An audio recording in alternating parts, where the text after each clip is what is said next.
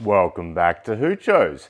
Today on Hoochos, I'm releasing this. This is the Hooch multi-bucket in the auto bucket arrangement. A float valve controlled, gravity fed, auto refilling, wicking hydroponic system that takes us one step further towards a completely set and forget hydroponic system. So today I'm releasing a new 3D print that goes with the Hooch multi-bucket that allows you to utilize it in the same fashion that an auto pot would be utilized. So it is a wicking, self-refilling, gravity-fed hydroponic system. And here in front of me, I have the prints that enable our system to work. You print your base and you print the top. This design is essentially stemmed from my auto refilling pots with the larger sources that the float valves fit within.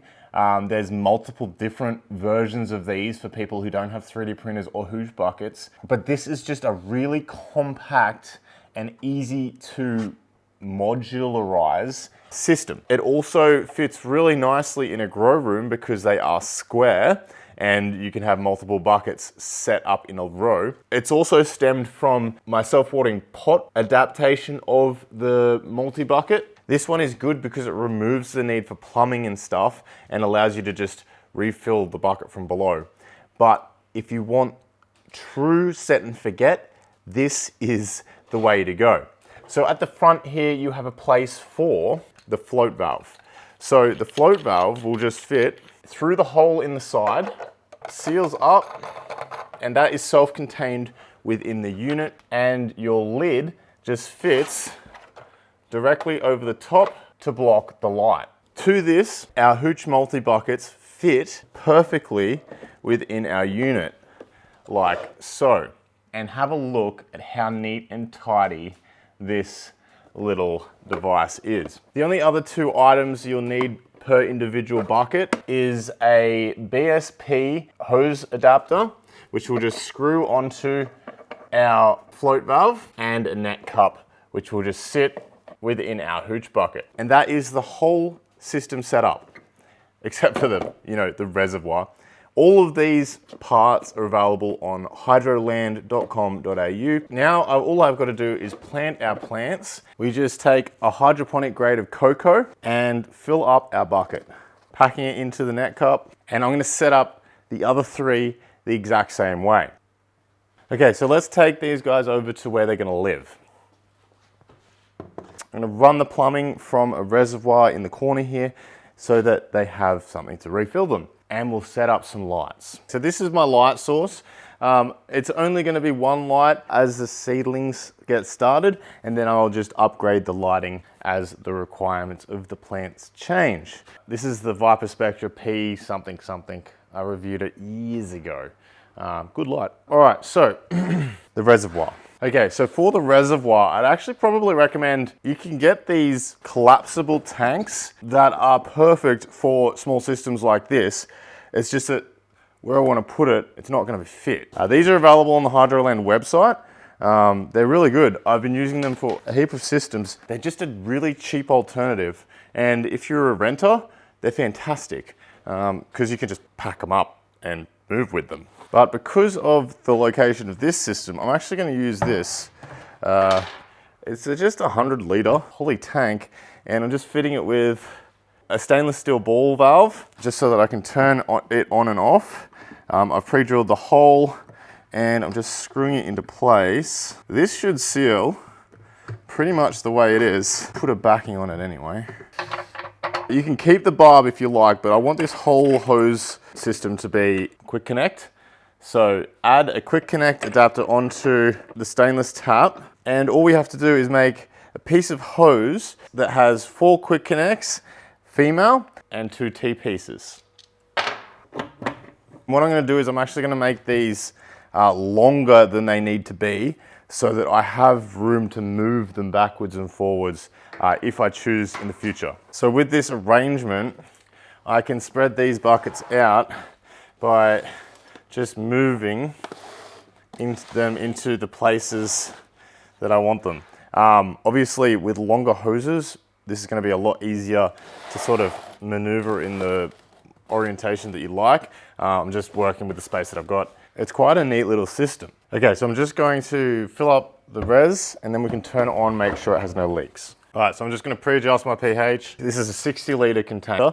So I'm just adding in 60 grams of calcium nitrate and 60 grams of the diamond white, which is pretty much my favorite all-round nutrient, even surpassing the Spec T. It's just a fuller nutrient and I've had really good results with it. And we can mix it up. Our pH is 6.3. EC is 2.4, because these are capsicums, they're chilies. That is a really good EC to have this at. From here, I'm actually going to water them in from the top first before I try this system. The reason being is that this cocoa isn't wet. It will wick up from below, but it'll work a lot better if it's been wet prior to the filling of the system. Now I want to make sure that the whole thing is watertight. So I'll turn on our reservoir. Oh, there you go. And you can hear and you can see the float valves filling. And they'll just fill to where you've set the float. I've set these all to just touch the bottom of the net cup. Pretty much, we've got the net cup in about, maybe like half an inch of water. And it looks like we haven't got any leaks, which is fantastic. I mean, with these fittings, you really shouldn't have any leaks. I think the only leaks you'd probably likely get is from like a print failure, where you've not got a waterproof print. But with the Bamboo Lab printers that I've been using, I haven't had a single one that wasn't waterproof. So we'll just put the lids back on, and I've made the lids with this convex on the top, concave on the bottom, so that the floats don't touch the lid. There should be plenty of room in there for the floats. And I'm gonna plant the seeds. The seeds I'm using today are just chili seeds. I'm just gonna put 3 seeds in each just to hopefully make sure that at least one germinates. And this is where we can use another 3D print.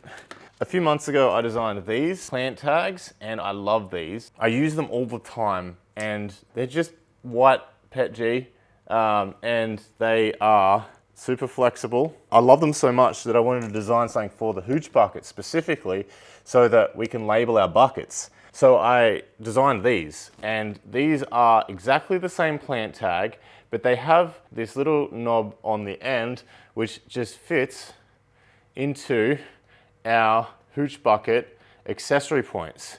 And that just gives you a really neat label that doesn't interfere with the grow media. We can just write out our label and pop it into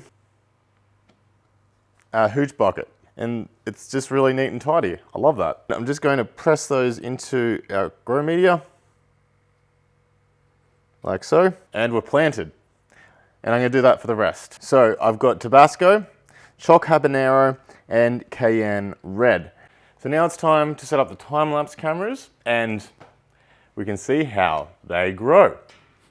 So I'm quite disappointed to say that my seeds didn't germinate. Now, I actually think that this is because it is winter here. It's too cold in the studio for the seeds, and I don't really have a way of heating these. If I was to propagate them outside of the Hooch buckets, I would just use a heat mat in a propagation dome. So I'm gonna cheat. Chili plants. Just bought from my local hardware store, nursery, and these look like they're already hydroponic. I'll just tip one into here. See, the media they're in, it's a cocoa media, and they're rooted out nicely actually. I'm gonna split one of them.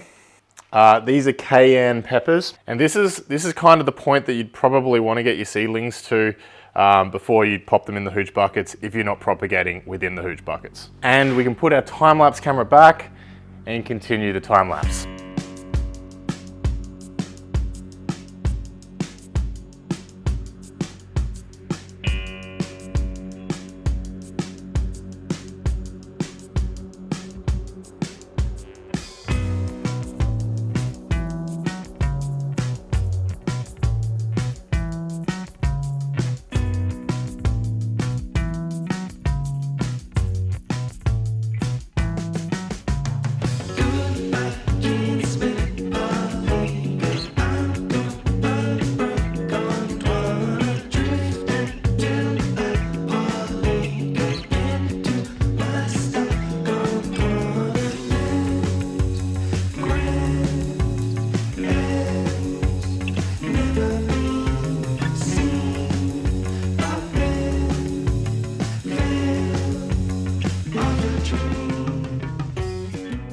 and we'll have a look at that result. Now, there are definitely problems with this grow, as we'll get to in a second, but the system performed perfectly. This method has continually reproduced fantastic results, and this is just a different way of essentially setting up a rain gutter grow system. The major components are all there: the float valves, the wicking through a net cup and into a bucket of some sort. Now, I did actually have a leak on this 3D print, and in previous videos we've covered ways of sealing these if you do have like a small print failure that does leak. So you would just spray paint on the outside of the prints to make them watertight, just a clear gloss spray paint, and that will just give you a 100% watertight print every time.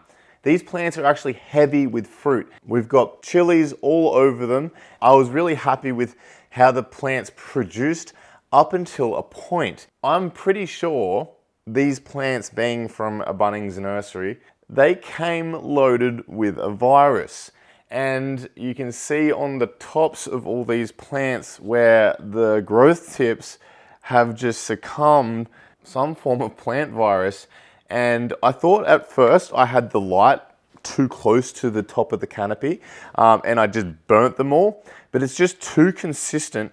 And it's not even only on the top, it's on some of the growth tips that are underneath the canopy as well. If it were up to me, I would have harvested and killed these plants off a lot sooner, just to remove any vector for infection of my other plants. But I did want to deliver this video. So the plants are looking a little bit ruddy, and you have some really interesting looking chilies coming off these plants when they're supposed to be a standard cayenne chili. I've been getting some rather weird chilies, but as you can see, that they are loaded. So the nutrition is there. Whatever virus they've picked up, it's just absolutely destroyed any future growth on the plants. And I'm not sure why this is, but it tends to happen just so much with nursery bought plants that I've encountered in the past. I actually haven't refilled this reservoir, but it is empty. I'm gonna disconnect all of my floats like this, and let's have a look at the roots of these plants. And you can see since the start of the video, when I showed you this plant, we've got some really nice growth just from me coming along and watering this with the self-watering pot addition to the Hooch bucket.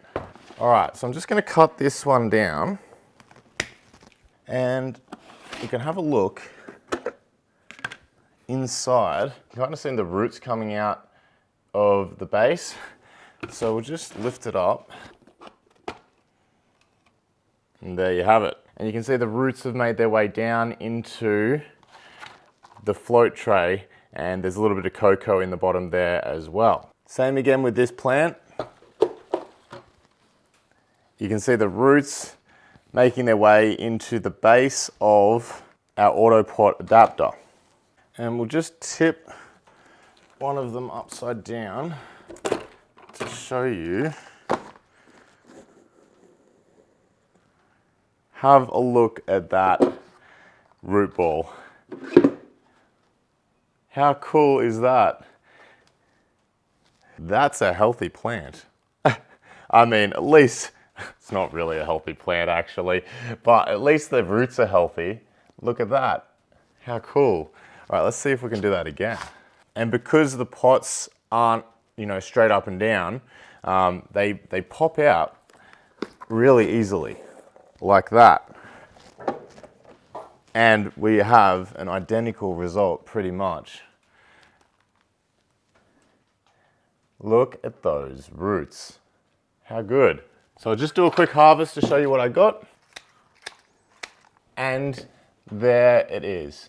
That's actually not too bad of a harvest off plants that really stopped growing way before they'd reached their maturity. I'm gonna make hot sauce with this, and I'm actually quite happy with how much they produce given the circumstances. So, I hope you enjoyed this episode of Hoochos.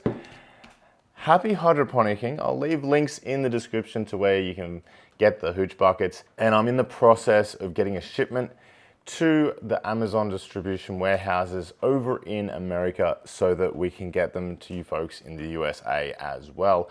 I will let you know when that happens in a future video. Happy hydroponicking, and see you next time on Hoochos.